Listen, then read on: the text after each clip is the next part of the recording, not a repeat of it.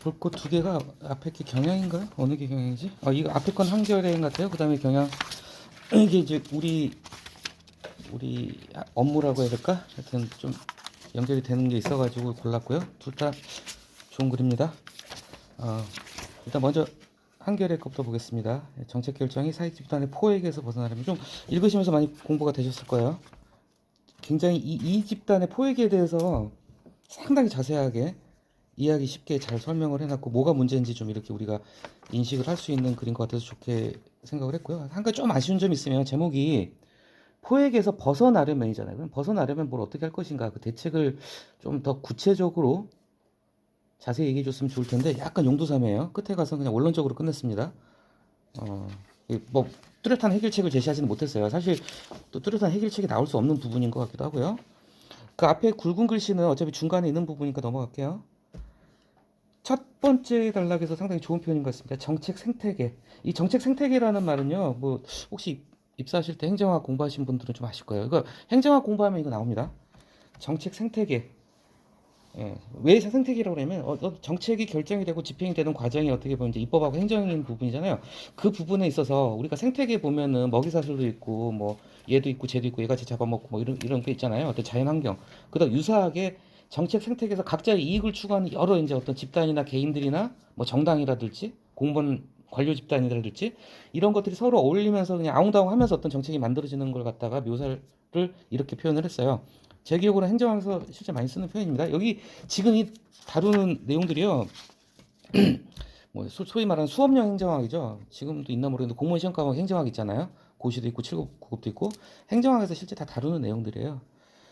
특히 우리나라 같은 경우는 첫 문장에서 이제 민주화 의혹, 87년 이후에 이제 새롭게 부상한 정책 행위자다 그렇죠. 그 전까지는 굉장히 권위주의 독재적인 정권이었기 때문에 이익 집단이라는 게 찍소리를 못했죠. 그래서 아주 어영화, 친위부대, 기껏해야 자기보호, 종속변수.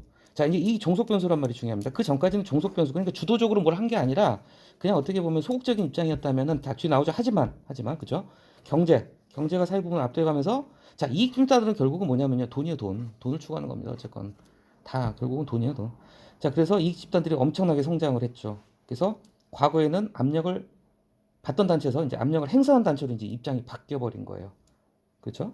근데 하지만 이들 이익 집단의 행태에 관해서는 제대로 알려진 게 없다. 학계, 언론, 뒤에 말씀드리겠지만 학계도 하나의 이익 집단이고요. 언론은 더 심한 이익 집단입니다. 이게 여기 보면 글 도중에 뭐 학계하고 언론이 감시 비판 역할을 했다고 그러는데, 제가 너무 삐딱하게 본 건지 모르겠지만 진짜 무시무시한 이익 집단이 바로 학계하고 언론이거든요, 사실은.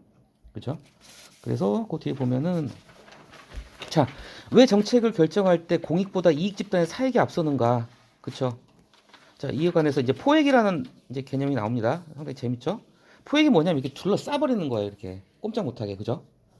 그러니까 중요한 게 뭐냐면요, 포획이라는 건 이렇게 생각하시면 될 것 같아요. 그러니까 잡아먹는 건 아니에요. 죽이지는 않는 거죠. 살려두는 겁니다. 왜냐하면 공생관계니까. 왜냐면은 정책을 결정하는 결정자들이 있어야지 이익 집단들이 뭘 받아먹을 게 있을 거 아닙니까? 그죠? 거래가 이루어질 테니까. 공생관계를 유지하기 되기 때문에 아예 그 박살을 내거나 파괴는 하잖아요. 둘러 쳐버리는 거죠. 꼼짝 못하게. 표현이 좋은 것 같아요. 자, 그저께부터였죠. 응급실 CCTV 결국 의료법 개정안 이제 실시됐어요. 뉴스 보셨을 거예요. 이게 이제 조건이 있어요. 전신 마취일 경우에만 됩니다. 국소 마취나 등등. 환자가 의식이 없을 때 환자가 요청을 하면은 수술 과정을 갖다가 다 녹화를 하게 돼 있어요. 물론 의사단체는 이거 의사들이 몇십 년 동안 반대했던 건데 결국은 CCTV를 하나 내준 거예요. 왜냐, 의사 입장에서는 의대 정원을 갖다 지켜야 되니까, 의대 정원 늘리는 건 결사반대니까 의대 정원 동결시키는 대신에 그냥 하나 내준 거예요. 파란 쪽. CCTV를 결국은 받았는데, 그래도 여전히 의사 집단들은 엄청나게 반발을 하죠. 이게 이제 아시겠지만은 다는 아닙니다만 일부 이제 못된 의사들이 이제 뭐 성추행을 한다든지 아니면은 의료과실 사고 같은 게 터졌을 때 소송을 하려고 해도 증거가 없잖아요. 환자 보호자 입장에서는 수술하다 죽어버렸는데. 그러니까 응급실 CCTV가 이제 정말 이번에야말로 실시가 됐는데, 자, 어쨌건 그런데 뒤에 나오죠? 의사 확충 안 되고 있죠, 지금도. 17년째 지금 의사가 정원이 안 늘어나고 있답니다. 참 이게 뭐냐면, 저도 말씀드렸죠. 대한민국에서 가장 막강한 로비 단체는 의협입니다. 의협은 아무도 못 이겨요. 변협 저리 가랍니다. 제가 봤을 때 법원 검찰보다 힘이 센 게 의사 단체들입니다. 자, 그래서 뭐냐면 정책 결정지 집단들, 이거 맞아요, 진짜로. 뭐 국회 보건복지위원회 같은 경우는 완전히 그냥 포섭이 됐습니다. 그리고 실제 의사협회가 돈이 많잖아요. 그러니까 뭐 지금도 그럴 겁니다, 아마. 주기적으로 국회의원들한테 무슨 세미나 해외 세미나 이런 명목으로 의원들하고 보좌관들 다 해외 연수 시켜주고 또 엄청나게 잘하겠죠. 그러니까 포획을 당한 거죠. 예. 그리고 이제 중요한 게 뭐냐면 여기서 우리가 의사하고 병원만 생각하기 쉬운데 관련 기업, 이 의료 기기 만드는 회사들이나 제약업체라고 해야 될까요? 그러니까 제약사들 같은 경우 이 기업들도 굉장히 제가 알기로는 엄청난 자금력으로 로비를 하는 걸로. 이거 우리나라만 그런 게 아니라 뭐 선진국들 다 마찬가지인데요. 어쨌건 이 의료 카르텔이라는 게 정말 엄청난 거죠. 예. 자, 그 좋은 표현 나죠? 그 정책이 켜켜이 계속 쌓인 결과 지금 대한민국의 기형적 의료 체계가 만들어졌다. 자, 다음 단락이요. 자, 더 이상은 이제 뭐 공무원 사회도 그렇고 많이 이제 사회가 민주화됐어요. 권위주의가 무너졌죠. 자, 국회의원들도 당연히 유권자를 의식을 해야 돼요. 그런데 왜 이익 집단에 포함이 됐을까? 참 좋은 표현 같습니다. 공기와 같다. 공기. 공기처럼 눈에 보이지는 않지만 여기저기 도처에 널려 있다는 거죠. 뭐 의원만이 아니라 여러 이익 집단들이 여기서 말하는 정책 결정자는 크게 말해서 두 가지입니다. 국회의원하고 정부 고위 관료. 정책을 만드는 사람들은 결국은 고위 관료들하고 이제 국회의원들이니까요. 이제 포로로 만들어지고 뭐 은밀한 로비 또는 다양한 방법. 근데 여기서 제가 봤을 때 이거 오타 같아요. 마지막 문장에 정책 결정자들이 의지하지 못할 만큼 일상적으로 접촉이 이루어지면 영향을 받는다. 의지하지 못할 만큼 이거 의존인 것 같은 인지하지 못할 만큼 의지가 아니라 인지. 그러니까 공기처럼 부지불식간에 나도 모르게 그냥 거기에 영향을 계속 받고 있다는 의미에서 의식적으로 인지하지 못할 만큼, 인식하지 못할 만큼 이게 맞는 거, 제 생각만 그런가요? 저는 의지하지 못할 만큼 조금 문맥이 이상해요. 이거 그냥 오타 아닌가 하는 생각을 좀 해봅니다. 혹시 다른 얘기 있으시면 이따 말씀해 주세요. 자, 그래서 굉장히 자세하게 썼어요. 굉장히 이 글만 읽어도 이익 집단에 대해서 상당히 공부가 다 됩니다. 그래서 나중에 제가 이런 말씀드려요. 이걸 갖다가 뭐 따로 다시 읽어보시길 권하지만은 이런 걸 갖다가 이렇게 책갈피를 해두세요. 그래서 몇 월 며칠자 이것만 이렇게 적어두시면 나중에 혹시라도 뭐 글을 쓰시거나 뭐 자료를 만드실 때 이익 집단에 관련된 부분을 갖다 다시 들여다 보셔야 된다 그러면은 요걸 보시면 돼요. 나무위키 같은 백과사전을 보셔도 되지만 참고로 보면은 나무위키는 이익 집단 항목이 없습니다. 오늘 제가 확인해봤어요. 그러니까 이런 글들은 책갈피를 해두면 나중에 굉장히 써먹기 좋아요. 어디까지 봤죠? 그죠. 다양한 통로, 여러 통로를 통해 가지고 뭐 관피아들, 협의회위원회. 그러니까 정부에서 만든 위원회들은 공무원들만 들어가는 게 아니라 민간에서 들어온단 말이에요. 근데 민간의 전문가들 우리도 조례 보면 그렇게 되잖아요. 모든 위원회는 해당 분야의 학식과 경험이 풍부한 전문가. 이게 결국은 이익 집단이 뚫고 들어간 통로예요. 뭔가 위원회에서 뭔가 정책을 결정하거나 할 때 그 위원회에 다 들어가니까 그죠? 그리고 관피하는 설명드릴게요. 간단히 설명드리면 관피가 뭐냐면요. 정관이에요, 정관이에요. 그러니까 우리 이제 뭐 그럼 뭐 아시잖아요. 부장판사, 부장검사 이제 막 판사 검사 오래 하신 분들 나오면은 1년 동안 한 10억 쓸어 담는 됩니다. 진짜로 정관예우 수주만 해가지고 1년 동안 뭐 어디 서초동에서 어디 뭐 예를 들면 서초동이든 그런 데서 뭐 부장판사 검사하고 나가고 1년 동안 10억 몰면 바보다 이런 얘기가 있을 정도니까. 근데 그것만 그런 게 아니라 행시 출신 고위공무원들 그래요. 특히 행시 출신들 고위공무원들 같은 경우는 이제 5급으로 시작을 하잖아요. 그러면은 정말 정책의 핵심에서 정말 고급 정보들 많이 다루잖아요.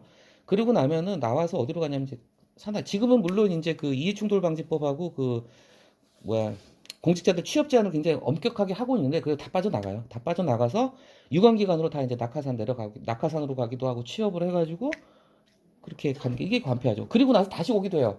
그렇게 나갔다가 나중에 차관이나 국회의원으로 다시 컴백하는 경우도 있고 이 문제입니다. 그러니까 법조계만 그런 게 아니라 행정공무원 쪽도 이 관피하라는 게 정말 엄청난 거죠. 바로 다음 단락에 나오죠. 퇴직하고 난 다음에 재취업하는 거예요. 그동안 자기가 감독했던 그러니까 쉽게 얘기하자면은 뭐 금감 이렇게 생각하시면 됩니다. 이제 지금 많이 엄격했지만 뭐 금감이나 금감원에 있다가 나와서 어디로 가요? 은행으로 들어가죠. 자기가 감독했던데 또 은행에서 어서 옵시 하고 받는 거죠. 예. 그죠. 인맥하고 지위를 이용해서 그렇죠. 그래서 모피아는 뭔지 아시죠? 모피아가 이게 저게요. 그 재경 쪽 모피아가 유명합니다. 그래서 옛날 이제 기획재정부, 재정경제부 이쪽 이게 모피아예요. 참고로 행정직 공무원들 중에서 가장 힘센 애들이 기획재정부예요. 저 뭐 너무 잘 아시겠지만 우스갯소리로요. 올해 너무 잘 아실 거예요. 국회에서 4급, 5급 이렇게 보좌관 비서관 하잖아요. 그럼 굉장히 보좌관 비서관 힘이 막강해요, 진짜로. 국회 4급 정도, 5급 정도 되면요. 거의 약간 과장 부처가 차관보한테 직접 전화를 한답니다. 국회 4급, 5급은요. 행정부 4급, 5급 한 급 위에요. 맞죠? 그렇기 때문에 무슨 자료 같은 거 했는데 제때 안 오면 열받으면 그 4급 수보가 수석부장관이 전화를 한대요. 뭐 차관한테 전화하는 경우도 있다. 뭐 그런 약간 과장일지 모르지만 그렇게 엄청난 보좌관들도 보좌관들한테 길을 안 주는 애들이 있대요. 재경부, 기획재정부. 예산권을 직접 틀어주고 있기 때문에 국회 보좌관들한테도 떵떵거리는 게 모피아가 제일 셉니다. 그 다음에 세피아, 세무. 세피아도 상당히 심각해요, 이거.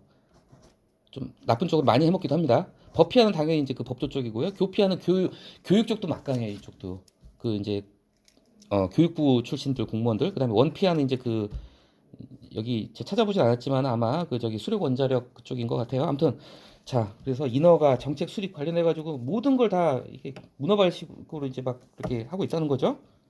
그 구체적인 얘기가 나오잖아요.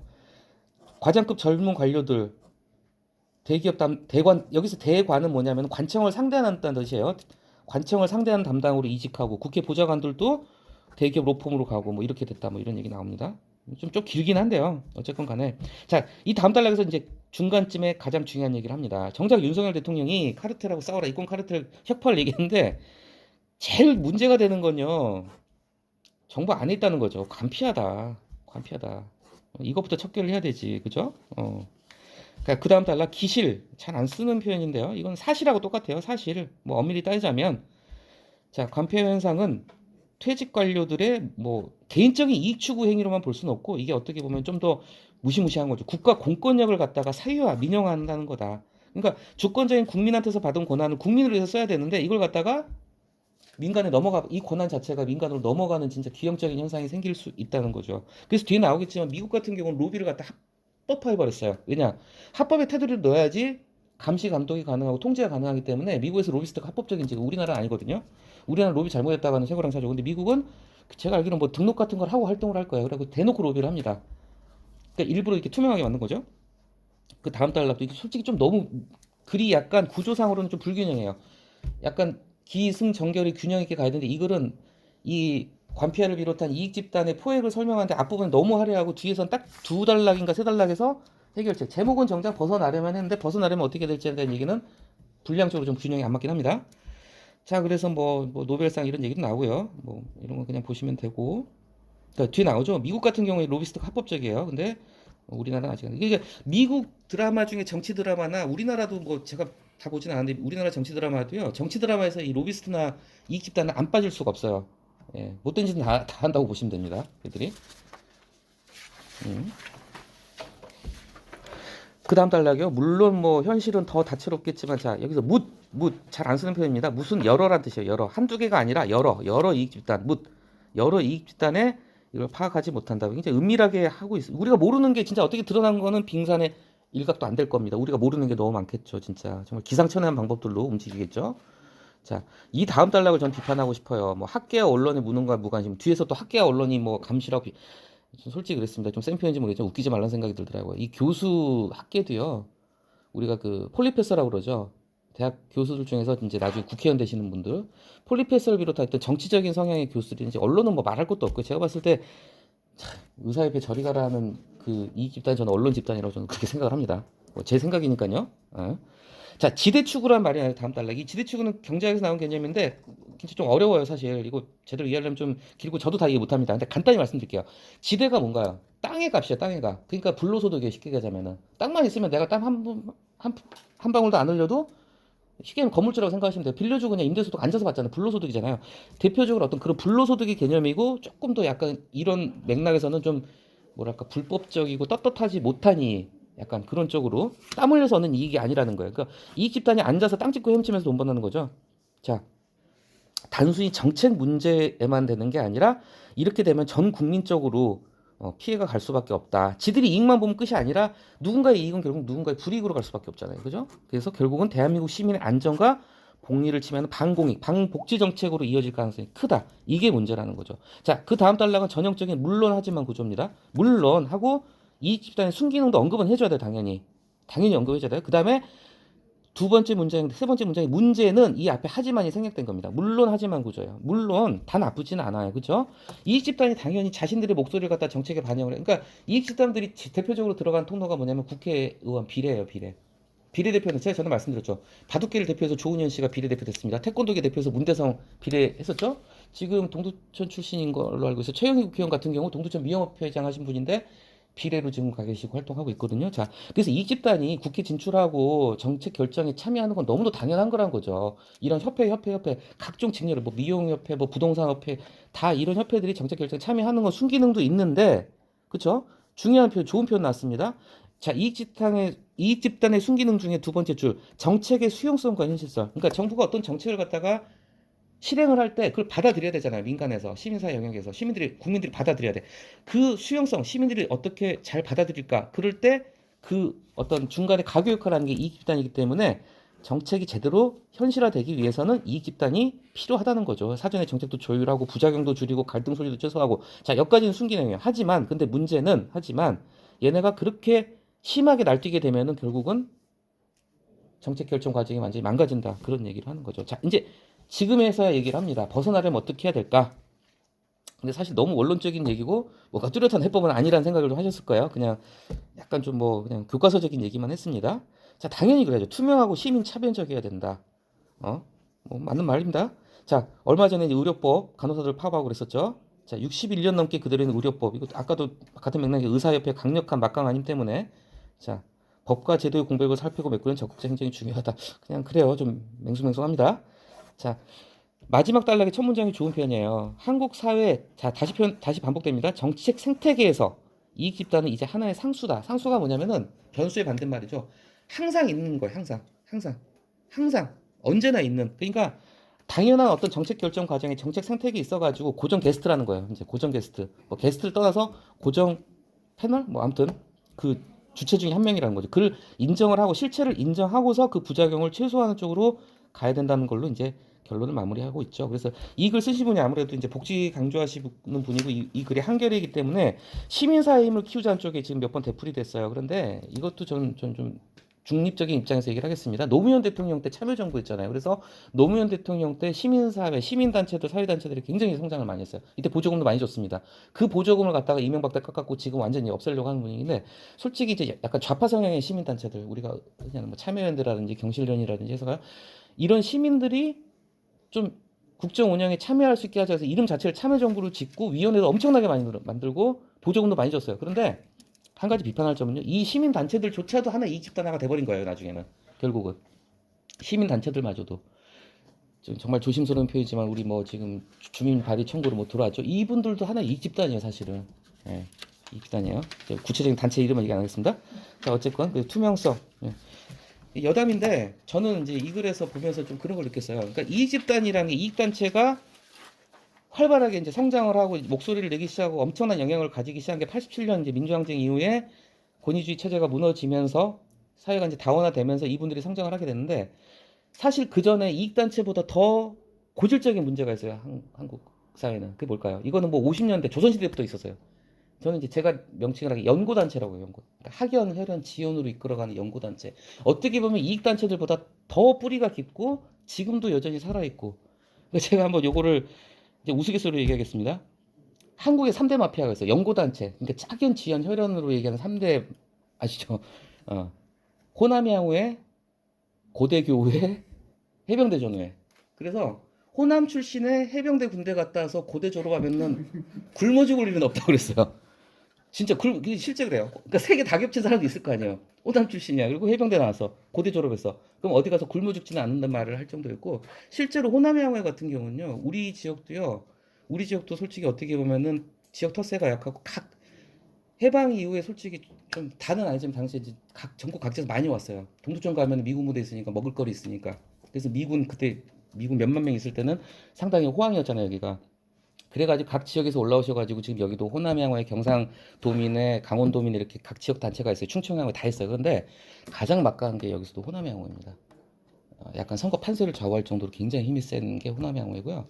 실제로 호남향후회는 전국 단위 대회가 아니라 세계 대회도 해요. 전 세계 교민들 가는 데마다 LA 호남향후회 갖고 이걸 세계 대회를 할 정도로 막강하고 지금은 안 그럴 테지만요. 옛날에는요. 그러니까 각 지역마다 호남향후회 있잖아요. 호남향후회 사람이 하는 슈퍼에는요. 빙그레나 롯데 아이스크림 안 팔았어요. 혜태 아이스크림만 팔았어요. 혜태가 원래 호남 쪽 기업이거든요. 지금은 뭐 하여튼 그 밥한밥한테 혜태. 그 정도로 이 3대 마피아라고 할 정도로 그리고 이거 우스갯소리 한번 되게 동문회비 납부율이요. 제가 한번 찾아봤어요. 동문회비 이제 그냥 이제 편의상 얘기하겠습니다. 서울대 동문회비 납부율이 23%래요. 연세대 19%. 고대 몇 프로인 줄 아세요? 94%래요. 94%. 실제로 요즘은 좀 옛날 같지는 않은데 이 고대 출신들의 이 결속력이 또 막강하거든요. 그래서 뭐 우스갯소리로 고대 그 동문회비 납부율이 94%인 이유는 동문들이 안 보이면 지구 끝까지 쫓아가가지고 고지서를 준다 뭐 이런 얘기도 있는데 아무튼 예, 우스갯소리고 어쨌건 이 이익 집단 얘기를 주로 여기서 다루고 있는데 제가 봤을 때는 이 연고 단체들 우리나라처럼 진짜 학연, 혈연, 지연이 정말 센 나라는 없는 것 같아요, 진짜 제 생각에는. 그래서 이 연고 단체하고 이익 단체가 어떻게 보면은 순기능도 하지만 어떤 정책 결정 과정에서 문제를 일으킬 수도 있는 양날의 칼이 될 수 있는 게 그런 게 아닌가. 그래서 연고 단체도 좀 한번 생각을 같이 해봤습니다. 그래서 이제 여기서 이제 학연, 혈연, 지연 말씀드렸는데 그 지연의 문제랑 좀 이어지는 부분이기도 하고 또 하나 이익단체가 지금 제가 연고단체 말씀드렸잖아요. 지연. 이제 그 지연에 관한 얘기를 갖다 강준만 칼럼이 나왔는데 강준만 이분도 굉장히 대표 농객 중에 한 분이고 굉장히 잘 쓰시는 분이에요. 우리도 한 두세 번 다뤄봤던 것 같은데 근데 이거는 조금 좀 감히 제가 대석하게 글을 평가를 하면 안 되지만 기존에 이분이 쓰시던 칼럼에 비하면 약간 좀 초점이 좀 흐려져 있다는 생각도 들고요. 글의 집중도가 조금 떨어지는 글이라는 생각이 들었어요. 한 글에서 두 가지 얘기를 하고 계셨고 그리고 이제 좀 약간 그래도 어쨌건 좋은 글입니다. 자, 우리는 정말 지역 균형 발전을 원하는가? 다 읽어보셨을 테니까요. 뭐 상당히 자세하게 나왔는데 이 앞부분 얘기는 그거예요. 지방대 살리기, 지방대 살리기가 지방대 거점 대학 육성도 하고 엄청 투자 많이 하고 지역 인재들 뭐 지방대 가게 하고 그러는데 학교만 거길 다니는 거예요. 뭐 이분도 전북대 교수일까 그럴 거야 아마. 전북대 뭐 부산대 학교만 거기 다니고 다 어디 가요? 졸업하면 다 서울로 가는데 뭐 결국 지역 인재 육성 아무리 해봤자 얘들 그냥 그 지역 대학 나가지고 다시 서울로 간다는 거잖아요. 그러니까 결국 지역 균형 발전에 별 도움 되지 않는다. 그래서 여러 이제 통계치 같은 것도 얘기를 하면서 항상 글에는 이제 통계 근거 자료가 들어가야 된다고 말씀드렸죠. 이제 그렇다 보니까 이게 어쩔 수 없는 게 구조적인 문제인 게 결국은 지방대를 졸업해요. 근데 취업을 해야 되는데 취업하는 뭐 소위 말하는 선호하는 대기업들은 다 수도권에 몰려 있다 보니까 이거는 해결이 안 되는 문제라는 거죠. 그래서 보시면 느끼겠지만은 이 강준만 교수도요 결국은 체념을 합니다. 어쩔 수 없다. 그런 부분 나와요 뒤에. 예. 그래서 이제 뭐 여기서 이제 재밌는 건 뭐냐 이 글은 제가 고른 이유 중에 하나는 이 구성의 오류라는 걸 갖다가 좀 한번 공부를 상식으로 삼아 배워두시면 좀 보면 다 이해하실 거예요. 개별 이익들의 합이 전체 이익의 합이 아닐 수 있다는 얘기를 하고 있어요. 그러니까 이 지금 얘기하셨죠. 풍년이 났다고 농민들이 다 준 거 아니에요. 나만 풍년이면 좋지. 근데 쟤도 풍년이야. 그러면은 가격 폭락 이거 몇 번 이런 일 있었죠. 그래가지고 고추 마늘 다 갈아 엎어요. 배추 기껏 지금 배추 갈아 엎어요. 왜냐? 그거 팔려면 어차피 또 수송비 들어가요. 근데 그게 마진이 안 나오니까 그냥 갈아 엎는 게 제일 손해를 적게 보는 방법이니까 그게 이제 이 구성에 오르라는 거겠죠. 개인의 이익하고 집단의 이익이 꼭 일치하지 않을 수 있다는 건지 경제학에서 나온 개념이고 이제 그걸 갖다가 좀 자세히 이렇게 설명을 해줬습니다. 예. 그래서 이제 개천에서 용나기 얘기를 했죠. 이것도 결국은 뭐냐면 개천에서 용나기 얘기는 결국은 목표는 뭐냐면은 용을 갖다 어디에서 키워요? 서울이라는 거죠. 사람은 태어나면 서울로 보내고 뭐 말은 태어나면 제주도로 보낸다는 얘기도 있지만 무조건 서울 명문대로 가고 이런 이제 정말 모순이라면 모순이고요. 참 아이러니를 갖다가 지적을 하고 있는 거죠. 이제 그런 점에서 이제 그런 점들을 좀 얘기를 해왔고, 자, 이 굵은 글씨 앞부분에서 이제 이걸 다뤘는데 결국은 강준만 교수도 체념을 해버렸어요. 마지막 문장이 좀 슬픈 문장입니다. 그럴 만한 충분한 이유가 있어서 그럴 것이라고 존중하는 입장을 취하기로 했다. 이게 말이 점잖아서 그러지 그냥 포기했다는 거예요, 그냥. 이게 또 우리나라 사람들 같은 경우에 이제 그 자식사랑 어떤 또 나는 이렇게 살아도 넌 이렇게 살지 마라 이게 교육에 대한 어떤 집착들 있잖아요, 부모의. 이제 그런 걸 좌우하다 보니까 그렇게 결국은 지역에서 개천에서 남은 뭐예요? 다 결국 용들은 서울로 간대. 용은 다 서울에 있고 개천에서 난 용이 다시 개천으로 오진 않잖아요. 이제 그 얘기를 갖다가 이제 쭉 했습니다. 어렵지는 않고요. 자, 그 다음 단락에서는 조금 이제 다른 맥락으로 이어가. 이 글이 왜 약간 초점이 흐려졌다는 느낌이 들었냐면요. 앞에 썼던 이야기하고 뒤에서 얘기했다는 거 약간 좀 이렇게 결이 다른 얘기를 좀 하고 있어요. 그래서 이제 이건 좀 약간 좀 뭐랄까 냉철한 분석인 것 같아요. 이게 지역 발전을 얘기할 때 이게 내 새끼들, 내 가족을 얘기하는 건가, 우리 지역을 얘기하는 건가. 그래서 이제 지역의 텃세라는 부분도 조금 이렇게 짚고 들어가는 부분이 있어요. 과연 이게 지역을 얘기하는 건가, 우리 가족을 얘기하는 건가, 이게 일치하지 않는다는 거죠. 내 새끼들 잘 커가지고 잘 돼서 서울 보내가지고 얘네가 서울에서 출세하고 나중에 진짜 크게 출세하면은 우리 집 국회의원으로도 좀 오고 뭐 시장 군수로 오고 이게 어떻게 보면 개인의 바람이라는 거죠. 정작 우리 지역의 발전을 바라는 그런 공동체 의식의 반론은 아니라는 얘기를 하고 있는 거예요. 그래서 제목에서 던진 질문이 그거잖아요. 우리가 진짜 지역 균형 발전을 원하나? 그게 아니라는 결론으로 가고 있는 거죠. 그래서 그런 얘기들 하고 있고 다 읽어보셨을 테니까 자, 두 번째 단락에서 이거는 제가 이따 녹음기 끄고 얘기할게요. 어쨌건 자 개천에서 난 용들 뭐 찬양하고 우대하고 근데 우리 사회는 아직 그런 게 있어요. 이걸 보시면 느꼈겠지만요. 서울 사람들 다 서울 사람들인데 서울 사람들끼리도 어디 출신이라는 거 따져요, 진짜로. 그쵸? 어디 출신인 거 따지고 그러고 참 그런 게 결국은 참 이 지역주의라는 것에 좀 고착화되어 있는 그런 부분을 지적을 하고 있고 그 다음 단락에서는 약간의 텃세이기도 하고 있어요. 외진이란 말 나오죠, 결국은. 그쵸? 음, 그런 얘기가. 그래서 요 약간 조금 제가 감히 고수의 글을 평가할 재간은 없습니다. 그렇지만 제가 봤을 때 오늘 강준만 교수님 칼럼은 약간 좀 뭐 구체적인 솔루션이 나온 것도 아니고요. 약간 좀 앞에서 얘기했던 거하고 뒤에서 얘기했던 게 약간 따로 노는 부분도 있고 초점도 약간 이렇게 정확하게 집중도가 좀 떨어지는 글이라는 생각이 들어요. 근데 우리 그 구성의 오류랑 이런 점들 한번 생각해 볼 필요가 있다는 점에서 한번 골랐고요. 마지막 단락에서 좀 좋은 표현이 나와요. 자, 배타성, 그러니까 영고주의적 사고방식은 배타성으로 갑니다. 그러니까 뭐, 그 아까 뭐 고대교회, 뭐 효남향후의 해병대도 얘기했지만은 이게 잘못하면은 배타적이 될 수밖에 없다는 거죠. 우리끼리 이렇게 뭉치다 보면요. 배타적이 될 수밖에. 아까 말씀드렸잖아요. 호남향후의 출신들이 하는 슈퍼는 지금은 안 그럽니다. 옛날엔 그래서 80년대까지는 혜태 아이스크림만 팔았다는 거죠. 빙그레 아이스크림 나쁜 도 없고 이거 좋은 게 아니거든요. 왜냐 소비자의 선택권을 침해하는 거니까. 그죠? 배타성이 되고 결국은 자, 그다음에 나오잖아요. 이렇게 생각하시면 됩니다. 호남향후의 출신이 호남 얘기해서 죄송합니다. 호남향후의 출신이 운영하는 슈퍼에서 빙그레 아이스크림 안 판다. 그럼 뭐가 침해되죠? 결국은 소비자는 다양성이에요, 다양성. 결국은 이런 배타성이 결국은 다양성을 갖다가 망가뜨린다는 거. 민주주의에서 가장 중요한 게 다양성이라고 말씀드렸잖아요. 그래서 이런 점들에 대해서 이렇게 좀 쓴 자조적인 글입니다. 구체적인 뭐 답을 내놓지는 않았지만 그런 점에 있어서 문제다는 점을 얘기를 하셨고요.